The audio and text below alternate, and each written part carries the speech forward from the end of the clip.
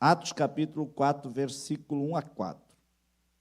E estando eles falando ao povo, sobrevieram os sacerdotes e o capitão do templo e os saduceus, e doendo-se muito do que ensinavam o povo e anunciassem em Jesus a ressurreição dos mortos, lançaram mão deles e os encerraram na prisão até o dia seguinte, pois já era tarde.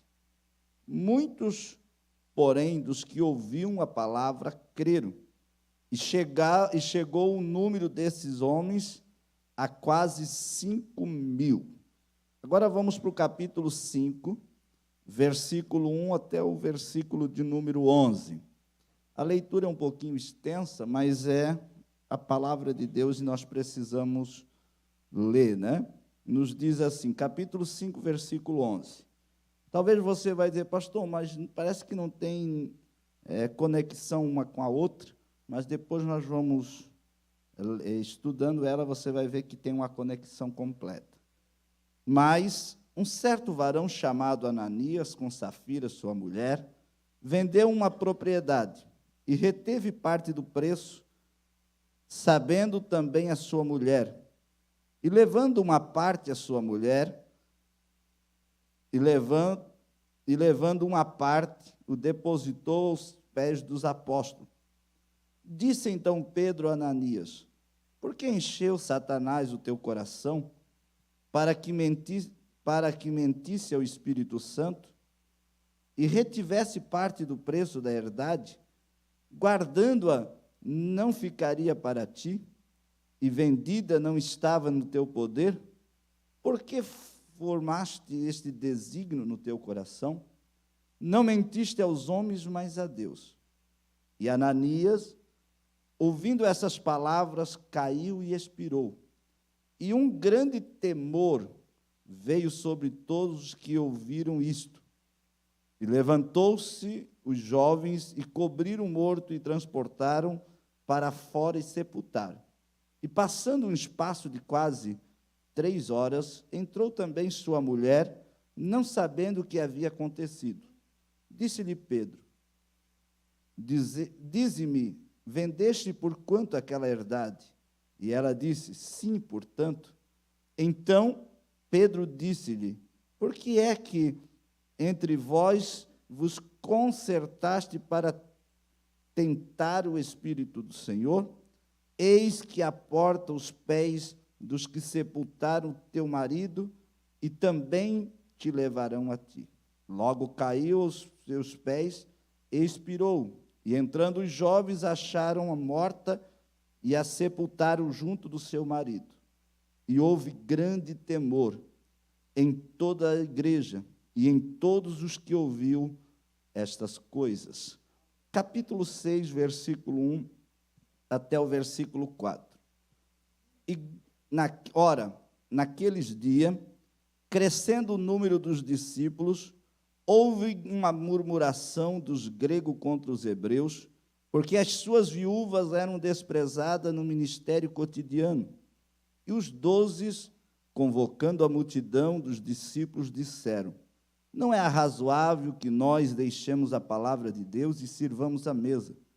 Escolhei, pois, homens dentre vós, 7 varão, de boa reputação, cheio do Espírito Santo e de sabedoria, aos quais constituamos sobre esse importante negócio. Mas nós perseveraremos na oração e no ministério da palavra. Podeis sentar? Sente dando glória a Deus. Eu quero, nos minutos que me resta, eu quero compartilhar com os irmãos algo que está no meu coração já há algum tempo. Eu quero falar nesta noite sobre 3 perigos que ameaçam o crescimento da igreja.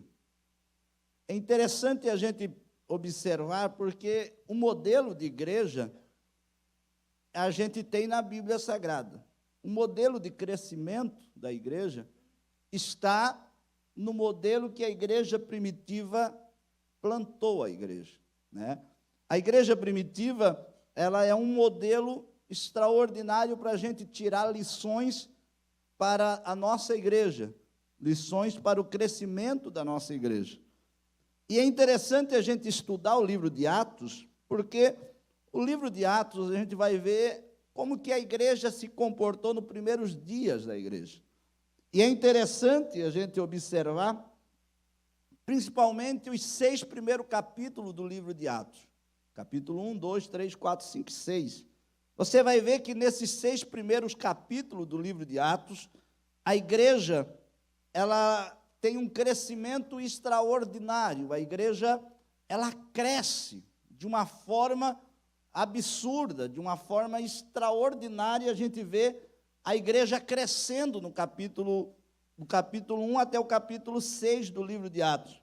A igreja nasce, a igreja é revestida de poder no capítulo 2, e a partir dali começa uma expansão da igreja, um crescimento da igreja. Você vai ver que ela começa, capítulo 2, capítulo 1, para o capítulo 2, ela começa com uma reunião de 120 pessoas batizadas com o Espírito Santo, e aí, a partir dali, ela vai crescendo, chega depois ao número de quase 3.000, depois alcança o número de quase 5.000, depois já não tem mais como contar, a igreja já cresceu de tal ponto que já não tem mais como alcançar a quantidade de pessoas que tem dentro dela. E o segredo desse crescimento, o segredo do sucesso dessa igreja é pelo menos 4 coisas. O primeiro segredo é a oração. Era uma igreja que vivia em oração. O segundo segredo desta igreja era a comunhão. Era uma igreja que tinha uma comunhão plena, uma comunhão extraordinária. Elas estavam unidas em comum acordo, tanto na oração como na palavra, tanto no templo como nas casas. Elas se reuniam, elas viviam em comunhão, uma koinonia completa. Oração, comunhão, palavra. A Bíblia diz que a igreja primitiva, ela crescia através da palavra e dos ensinamentos e da doutrina dos apóstolos. Então, ela tinha oração, comunhão, palavra, ensinamento, base doutrinária, e tinha poder do Espírito Santo, porque a igreja havia acabado de passar pelo Pentecoste. Então, ela tinha uma base extraordinária para um crescimento grande, glorioso e extraordinário. Ela era uma igreja que orava, era uma igreja que vivia em comunhão, era uma igreja que tinha uma base doutrinária forte, porque era a doutrina dos apóstolos, os apóstolos estavam pregando, ensinando, doutrinando, admoestrando, e ela tinha a plenitude do Espírito Santo na vida desta igreja. Não era um segredo, não era um segredo fora do comum, era um segredo comum que vivia fazendo com que a igreja crescesse. Sabe qual é o problema que muitas vezes as nossas igrejas não crescem? É que a gente não põe em prática esses segredos que aparentemente parecem ser tão simples. Oração, comunhão, palavra de Deus, base doutrinária e a presença e a ação plena do Espírito Santo na nossa vida. Quando uma igreja consegue, quando a gente consegue ver na vida da igreja, uma igreja que ora, uma igreja que vive em comunhão, uma igreja que tem uma doutrina basilar na palavra de Deus genuinamente, e uma igreja que o Espírito Santo tem livre acesso no meio dela, que ele tem liberdade para operar, para trabalhar, para se mover, essa igreja automaticamente vai crescer. Porque esse é o trabalhar de Deus, esse é o mover de Deus, esse é o agir de Deus, essa é a forma que Deus tem para fazer com que a igreja cresça automaticamente. Agora, em contrapartida a esse crescimento, essa expansão da igreja, a gente também vai ver que o trabalhar do inimigo, nesses capítulos que nós lemos, é grande para que ele possa fazer com que a igreja pare de crescer. Se você está lendo os 6 primeiros capítulos de Atos, E você vai lendo e você vai vendo o crescimento da igreja, você vai vendo a expansão da igreja, você vai vendo o mover de Deus salvando a alma, libertando, transformando, as pessoas se agregando, as pessoas correndo aos pés do Senhor, as pessoas indo para a igreja, se ajuntando, a igreja aumentando cada dia mais, parece pão, né, com fermento, quanto mais bate, mais ela vai crescendo, a igreja ia crescendo, só que ao mesmo tempo que você vai notando a igreja crescendo, você também vai notar o inimigo trabalhando para tentar fazer com que esta igreja que está em crescimento, pare de crescer. Da mesma maneira que você vê,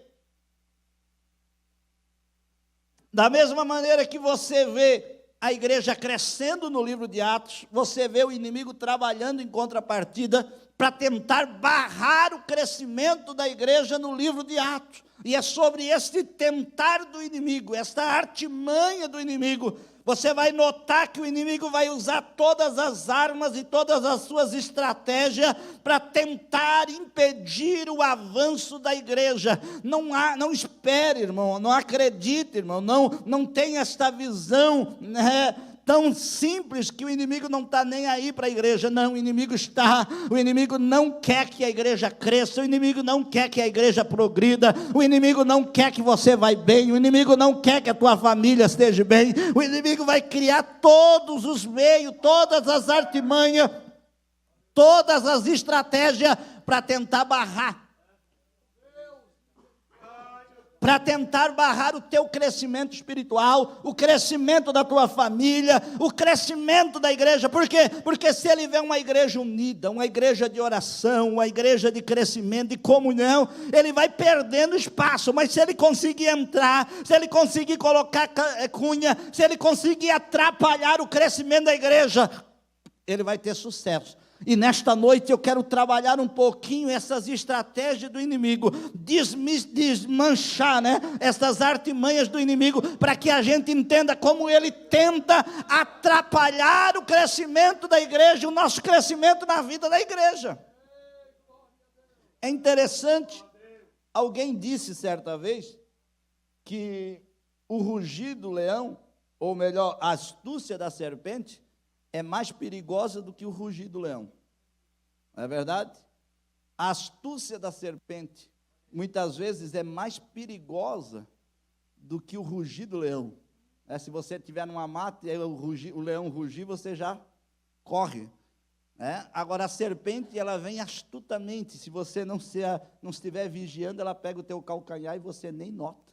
Então, muitas vezes, o trabalhar sorrateiro do inimigo no meio da nossa família, no meio da nossa igreja, no meio da nossa congregação, a gente não percebe, só vai ver o estrago lá na frente. Você só vai ver o perigo, o desmanche que ele fez. E muitas vezes a gente vê esse trabalhar do inimigo de maneira sorrateira, a gente vê o trabalhar do inimigo astutamente, e a gente vai vendo só o estrago que ele faz no meio da congregação, e a gente nem se apercebe. Quando vê, o estrago já é grande. Mas nesta noite o Espírito Santo de Deus quer nos levar a abrir os olhos e se aperceber, porque o inimigo continua trabalhando. Se ele trabalhou na igreja primitiva para tentar barrar um crescimento, ainda que a igreja estava num franco crescimento, muito mais nos nossos dias ele está trabalhando para tentar barrar, para tentar parar, para tentar fazer com que a igreja se desmanche, com que a igreja se estagna, porque a igreja pare, com a igreja não cresça mais. E eu e você somos os agentes de Deus, as pessoas escolhidas para estar nesta geração. A igreja não vai parar, a igreja não vai diminuir, a igreja vai crescer, porque Deus te deu autoridade, te escolheu, te separou para que a obra dele continue. Deus conta comigo e com você. Agora, vamos pensar um pouquinho. Eu disse que do capítulo 6, primeiro capítulo, fala do crescimento. E quando a gente estuda os 3 últimos capítulos, o capítulo 4, o capítulo 5 e o capítulo 6 de Atos, você vai ver como que o inimigo trabalhou para tentar barrar o crescimento da igreja. Ele vai usar 3 artimanhas que são perigosas e que estão trabalhando ativa ainda no nosso meio. A primeira artimanha do inimigo o primeiro perigo que ameaça o crescimento da igreja chama-se perseguição externa. Perseguição do mundo. Observe no capítulo 4 que nós lemos, versículo de número 1. A Bíblia diz que no capítulo 3, a igreja estava crescendo de maneira extraordinária. Os apóstolos estavam subindo para a hora da oração e oraram pelo aquele homem, determinaram a cura. O homem se levanta, eles entram para dentro do templo, o homem entra saltando, pulando, milagre estava acontecendo, a obra de Deus estava em pleno crescimento, a obra estava desenvolvendo de uma maneira tão extraordinária. Quando chega no capítulo de número 4, versículo de número 1, você vai ver o primeiro levante, o primeiro ataque do inimigo. O inimigo se levanta com uma perseguição de fora para dentro. Ele se levanta com um ataque dos saduceus. Ele pega os doutores da lei, eles pegam os sacerdotes, ele pega as autoridades do templo, e eles vão aonde estão os discípulos e prende os dois. A igreja está num crescimento extraordinário e há um levante dos saduceus para atacar a igreja, para barrar a igreja, para prender a igreja, para tentar diminuir a força da igreja, fazendo o quê? Prendendo os líderes. Se você estudar o livro de Atos, você vai ver que a igreja primitiva, ela sofreu 3 ataques fortes. Ela sofreu no capítulo 4, capítulo 5, o ataque dos saduceus. No capítulo 7, ela vai sofrer o ataque dos fariseus. No capítulo 12, ela vai sofrer o ataque dos romanos, onde Herodes vai prender Pedro, vai matar Tiago à espada e vai prender Pedro. Então você vê que a igreja está sendo atacada, bombardeada pela força de fora para tentar barrar a igreja. Não pense que o mundo está satisfeito com a igreja. Não pense que o mundo está satisfeito com você. Não pense que o mundo está batendo palma. Agora o mundo inteiro gosta da igreja. O mundo ama a igreja. Todo mundo bate palma para a igreja. É mentira de Satanás. Essa ideia que a igreja é bem-vinda do mundo não é verdade. Jesus disse: no mundo tereis aflição, mas tende bom ânimo, eu venci o mundo. Jesus disse no capítulo 15 de Mateus, capítulo 15 de João, capítulo 16 de João também, ele disse que se me perseguiram, se me odiaram, vão odiar vocês também, vão perseguir vocês. O mundo não vos ama, o mundo vos aborrece. Então a igreja primitiva sofreu o primeiro ataque, foi o ataque de fora para dentro, foi a perseguição. É interessante que você vai ver que o sinédrio, com a inveja dos discípulos, se levanta e prende ele. Não tinha motivo nenhum para prender eles. Que motivo tinha para prender? Nenhum motivo tinha, mas eles prenderam ele. Por quê? Porque era uma perseguição. Se você olhar a igreja hoje, se você olhar os cristãos hoje, a igreja está sendo atacada dioturnamente. Nós estamos sofrendo dia e noite, dioturnamente, a perseguição ideológica.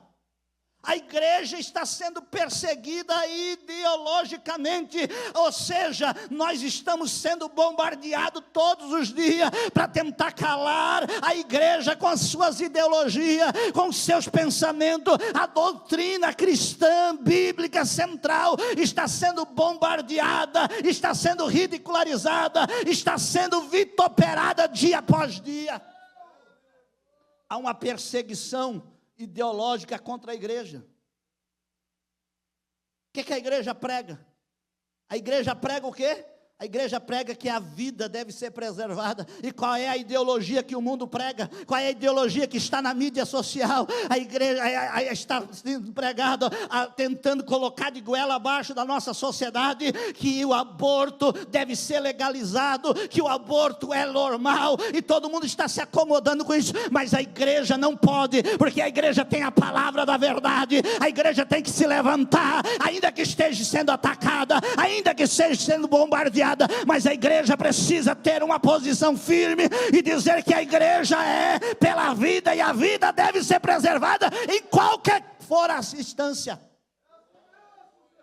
Se você observar os viés ideológicos, eles trabalham tudo contra a palavra de Deus, tudo contra a igreja. O casamento cristão, o casamento judaico-cristão está sendo abalado, ridicularizado, desprezado na sociedade. As mídias riem da nossa cara, as mídias zombam de uns casamentos cristãos, de um casamento sincero, de uma vida cristã autêntica. Sabe por quê? Porque eles querem desmoralizar a sociedade. Quanto mais caos, quanto mais desgraça, quanto mais pior, melhor para eles. Eles querem que isso, mas a igreja precisa levantar a bandeira do evangelho, da palavra de Deus, e nós precisamos, ainda que formos perseguidos, precisamos estar firme na palavra de Deus. Nós estamos vendo esses viés ideológicos trabalhando contra a igreja, e parece que está tudo mar de rosa para nós. A igreja, tem alguns na igreja que acham que está maravilha. Não, todo mundo gosta de nós, as autoridades amam nós, nós hoje temos uma liberdade tremenda. É mentira, irmão, nós não temos liberdade não. Basta você ver e você observar o que está acontecendo, que é uma perseguição. Ainda não vem com arma na tua cara, ainda não vem com arma botar no teu peito, mas eles estão trabalhando para que a igreja não cresça, para que a igreja seja desmanchada. Mas há um poder no nome de Jesus, há um poder, autoridade no nome de Jesus, que ela vai permanecer. A igreja, a exemplo de Atos, a igreja está sendo perseguida, sim, senhores. Nós estamos vendo esses viés ideológicos, liberação da maconha,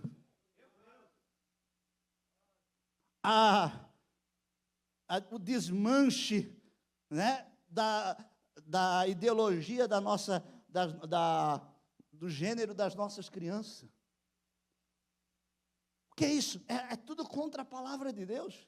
A Bíblia diz que Deus disse que nasça homem e nasça mulher, macho e fêmea Deus criou. Aí vem uma ideologia lá de fora dizendo, não, ninguém nasce nem homem, ninguém nasce mulher, todo mundo nasce neutro e depois vai se definindo. Aonde que tem isso? Nem a ciência consegue provar um troço desse. E aí querem enfiar de goela abaixo para a nossa cabeça, querem enfiar de goela abaixo na nossa mente, querem que a igreja se acomode. A igreja não pode se acomodar, a igreja precisa estar firme, revestida do poder de Deus e da autoridade de Deus, para dizer às minhas crianças, as nossas crianças, os meus filhos, os nossos filhos, são propriedade de Deus, Deus nos deu, e nós queremos criá-la dentro da doutrina e da demonstração da palavra de Deus para a nossa vida.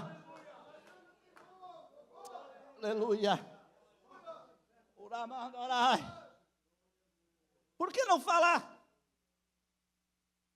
numa propagação, né, ilusória hoje do homossexualismo, do lesbianismo?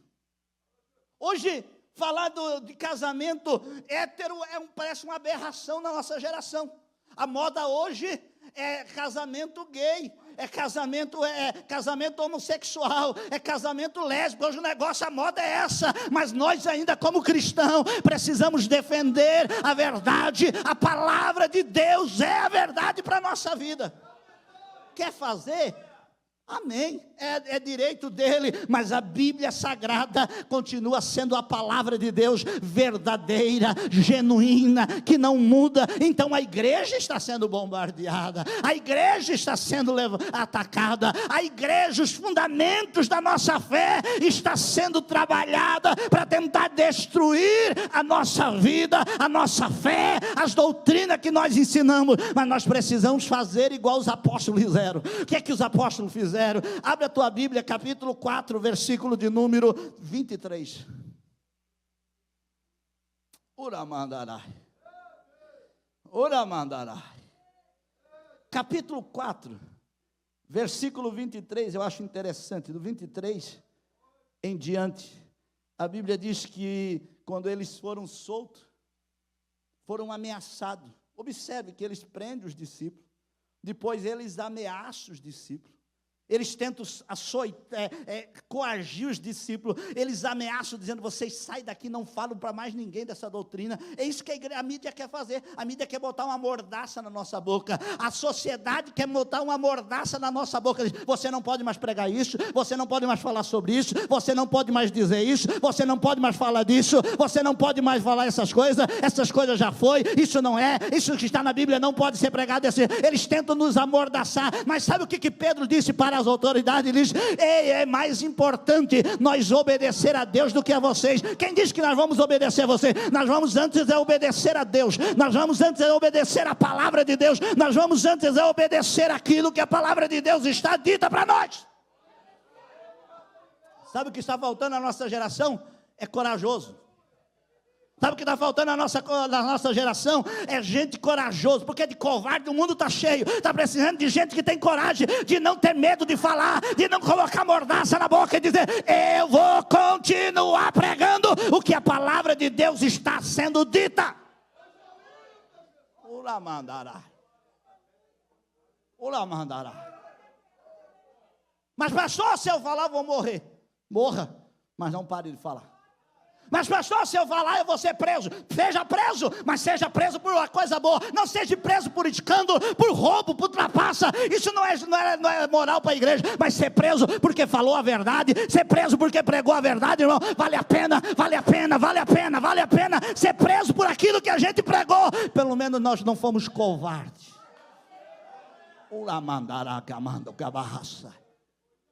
Olha o que a igreja aconteceu, capítulo 4, versículo 23. E solto eles, foram para os seus e contaram tudo o que lhe havia acontecido. E o que os principais dos sacerdotes e os anciões lhe fizeram. E ouvindo ele, quem eles? A igreja. E ouvindo eles isto, olha que coisa linda.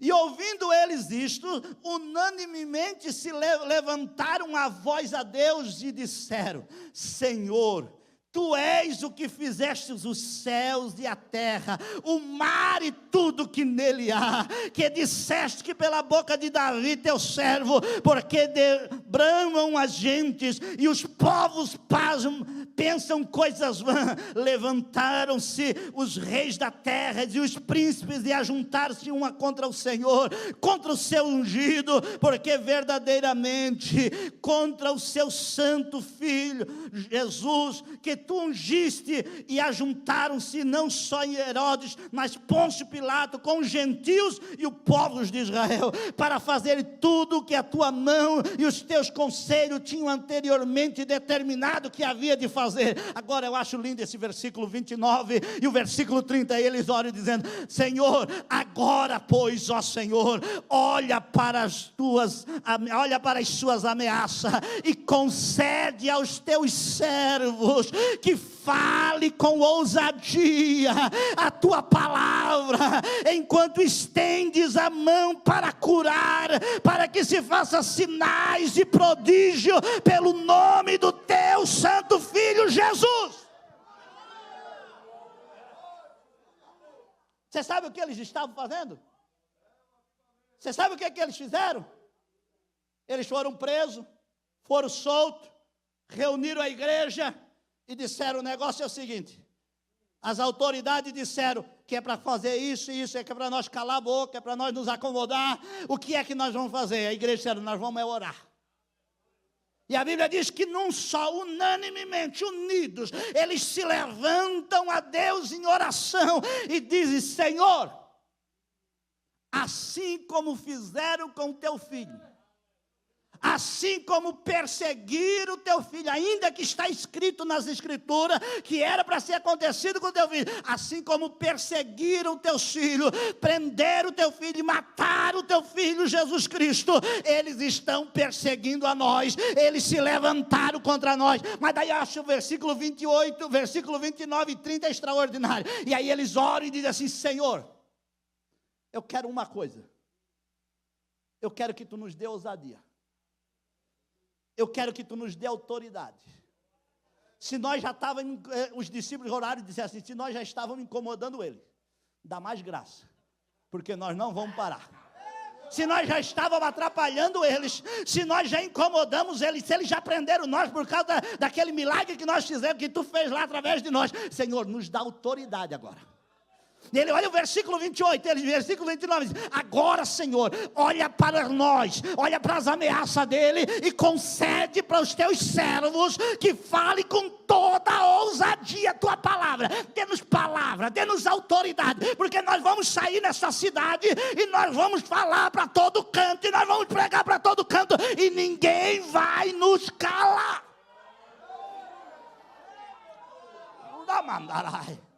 E eles dizem, mas Senhor, dá-nos palavra, dá-nos ousadia, e no estender da nossa mão, tu começa a fazer milagre, tu começa a fazer sinais, tu começa a fazer prodígio, porque eles não vão fazer a igreja parar. O mundo quer que a igreja fique trancadinha, o mundo quer uma igreja apática, morna, acomodada, estagnada, que não faça coceira nenhuma no mundo. Mas Deus está dizendo, eu quero uma igreja que se levanta com ousadia, eu quero uma igreja que tenha poder, que tenha milagre, que tenha autoridade, que venha viver o evangelho na sua plenitude.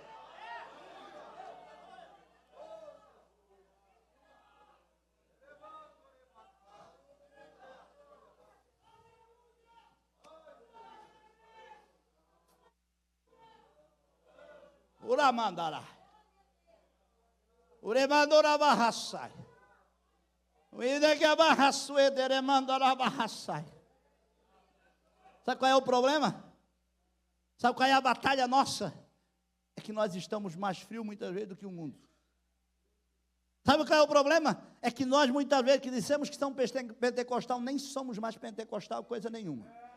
Sabe qual é o problema nosso? É que nós estamos tão apáticos, tão frios, tão gelados, tão acomodados, tão desligados das coisas de Deus, que para nós tanto faz, tanto fez, já não nos incomoda mais, já não tem mais nada, nenhum problema não, nós já estamos igualzinhos a Ele, já vivemos do jeitinho dele, mas Deus nesta noite está nos chamando a atenção e dizendo, meu filho, é hora de você se posicionar, é hora de você se levantar, é hora de você tomar uma posição e dizer, Deus, conta comigo.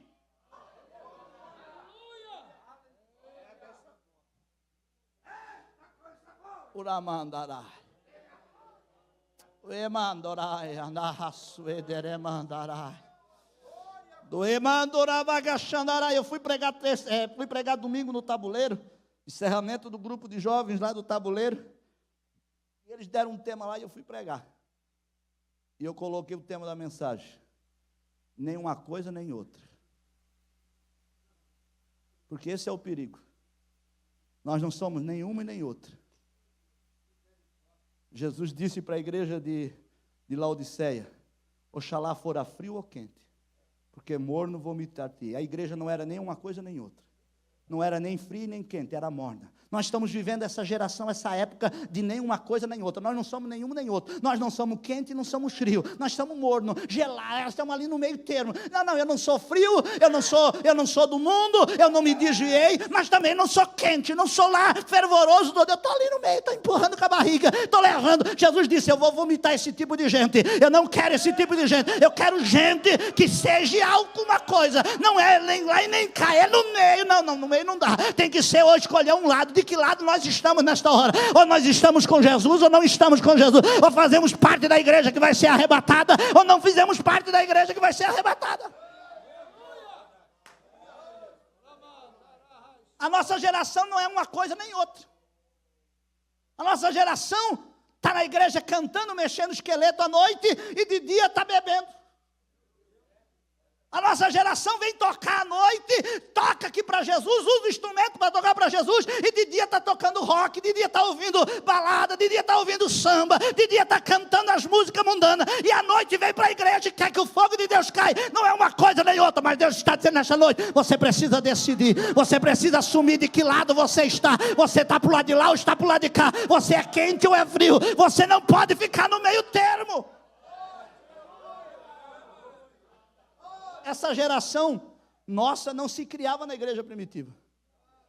Essa geração nova não passava nem no primeiro teste da igreja primitiva, porque não dava para estar no meio termo. Não dava. Não dava para ficar no meio termo dessa igreja. Sabe por quê? Porque era uma igreja perseguida. Era uma igreja que recebia oposição 24 horas. Era uma igreja que estava ali passando perseguição. Sabe qual é o problema da nossa geração? A nossa geração é a geração da curtida.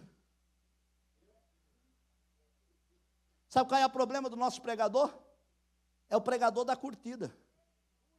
É por isso que ele não fala mais em pecado, é por isso que não mexe mais em nada, sabe por quê? Porque se falar em pecado não vai ter curtida, não vai ter seguidor, não vai ter nada disso, irmão. Nós não precisamos de seguidor, quem precisa de seguidor é Jesus que você tem que seguir. Você não tem que seguir o pastor Adriano, você não tem que seguir o pastor Jairo, você não tem que seguir o fulano de tal, porque não foi ele que pagou o preço. Eu não morri por você, eu não paguei o preço por você, o fulano pagou. Você não tem que seguir ninguém, você tem que seguir Jesus.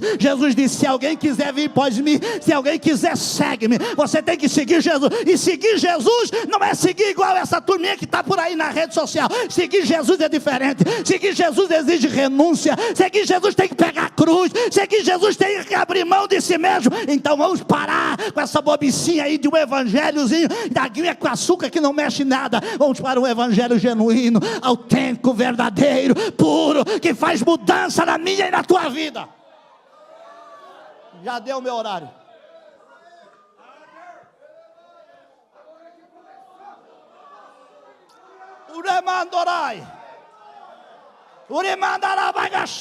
A igreja está sendo bombardeada. Se a gente vê ou não vê, ela está sendo bombardeada. Se a gente enxerga ou não enxerga, ela está sendo bombardeada. E nós precisamos nos acordar. Agora olha, interessante, eu já vou encerrar. Semana que vem, se Deus permitir, eu vou continuar. Hoje eu só falei do primeiro, é o mais light. Esse primeiro ponto aqui é o mais light, o segundo que é o mais forte. Esse aqui é só a introdução, é só a aguinha com açúcar ainda. Espera que o grosso vai vir no capítulo 5. Agora olha aqui para nós orar. Olha o versículo 31. E tendo eles orado, moveu-se o lugar em que estavam reunidos, e todos foram cheios do Espírito Santo, e começaram a anunciar com ousadia a palavra de Deus. Irmão, a igreja orou e Deus respondeu na hora. A igreja orou e Deus respondeu. Irmão, você já parou para pensar o negócio que aconteceu aqui? Imagine nós aqui reunidos, e aí nós orando, e começar a orar e pedir esse poder de Deus, e daqui a pouco, quando a gente está terminando de orar, o negócio aqui começar a balançar. Foi isso que aconteceu, diz, tendo eles orado, moveu-se o lugar em que estavam reunidos, aconteceu um chacoalhar como se fosse um terremoto, e começou a chacoalhar tudo, irmão. Se fosse agora, saía crente correndo até o balneário, esquecia até o carro aqui de dentro, com medo. Vai cair, é um terremoto que está acontecendo no Brasil, é um terremoto que está acontecendo em Camboriú. Era nada, irmão, era poder de Deus, era Deus se manifestando. A igreja, o Senac começou a chacoalhar, mexer, se mover, porque Deus estava respondendo a oração daqueles crentes. E a Bíblia diz que quando chacoalhou o ambiente, os crentes já eram cheios, foram mais cheios ainda, transbordando. E aí eles se levantaram igual ursa desmamada. Eles levantaram igual ursa que perdeu o filhote. Olha o que o texto vai dizer aqui, ó. E eles, cheios do Espírito Santo, anunciavam com ousadia a palavra de Deus. Agora nós temos o que precisamos. Versículo 33 para encerrar. E os apóstolos davam com grande poder testemunho da ressurreição de Jesus, e em todo eles havia abundante graça. Isso aqui é extraordinário. Havia graça. Aleluia, fica de pé comigo.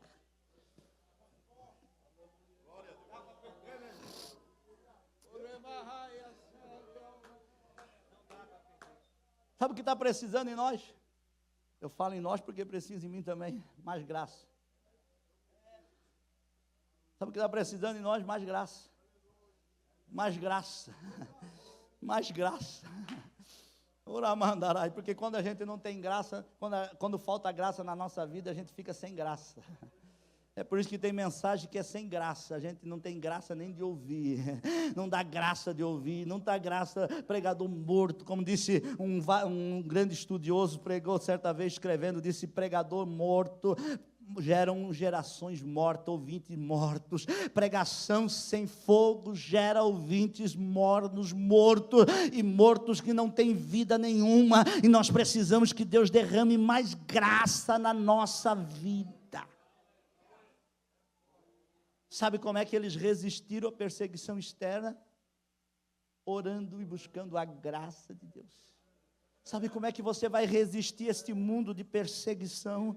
É com a graça de Deus, é com o poder de Deus, é com a autoridade de Deus. Irmão, não se engane, porque não vai ficar melhor. Irmão, não se iluda, porque não vai ficar melhor. A coisa vai piorar cada dia mais. O mundo vai de mal a pior.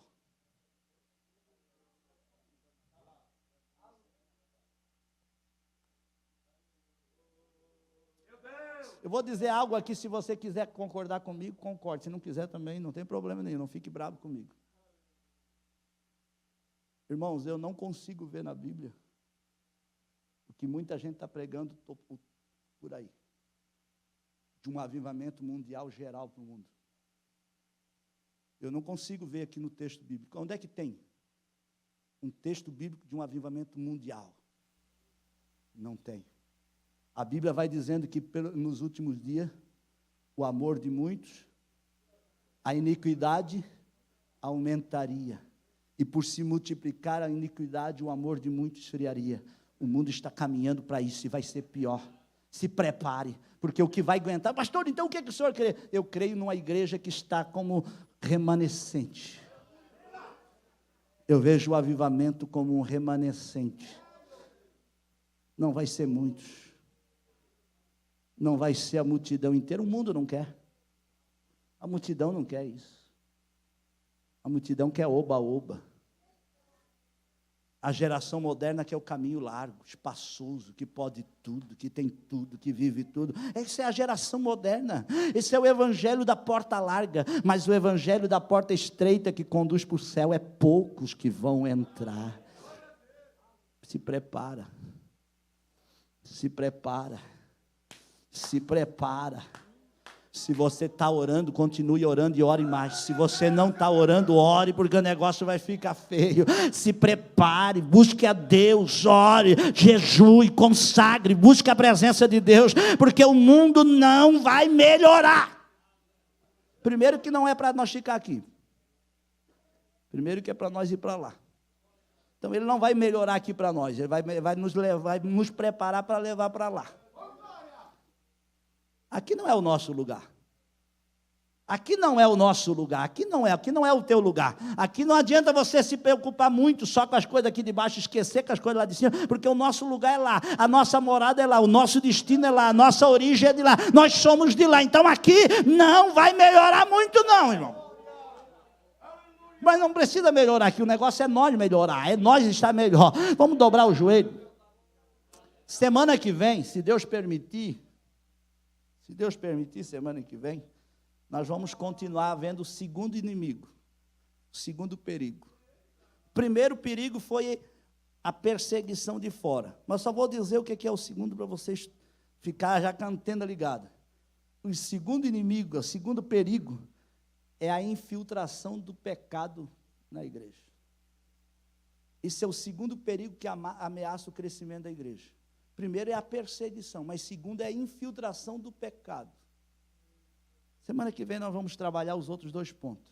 O primeiro perigo era a perseguição de fora. O segundo perigo, a infiltração do pecado. E o terceiro perigo, a distração da igreja. O inimigo queria distrair também a igreja, mas nós vamos estudar semana que vem. Eu queria que você fechasse os seus olhos. Nós vamos orar uns 15, 20 minutos, meia hora. Mas eu sei que Deus falou com você. E se você quer esta graça de Deus, dobre o seu joelho aonde você está. Porque não existe mágica no reino de Deus. Existe graça de Deus. Nós já vamos orar um período e logo já vamos encerrar. Há poder, a graça, a autoridade de Deus para a sua vida. Oramandarai. Ore ao Senhor nesta hora.